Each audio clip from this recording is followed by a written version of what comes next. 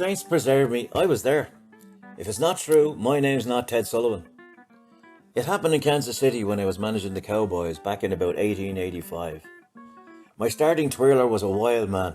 He could shoot a Stetson off a midget from a mile away, but this day he was knackered. He couldn't throw an outshoot past the tombstone. The lad was getting knocked on like a barroom door on a Sunday.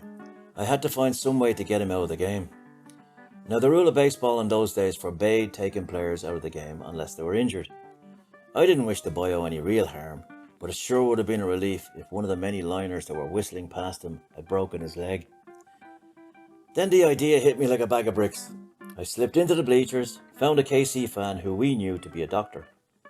And when the inning was over, I instructed the pitcher to fall dead as quickly as possible in the next inning, at least before any hits were made.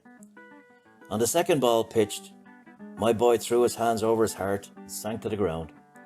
Amidst a wild bit of excitement, the doctor rushed onto the field, felt the pitcher's heart, and pronounced him dead.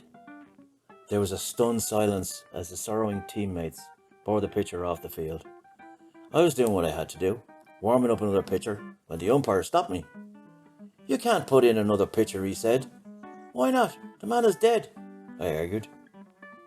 "I'm sorry for that," said the umpire, "but the rules say he must be injured. He died of heart disease, therefore he'll have to stay in." Wouldn't you know, my dead man, who was sitting in the visiting club's dressing room, smoking a cigarette, while waiting for the undertaker's wagon, had to come out and finish the game.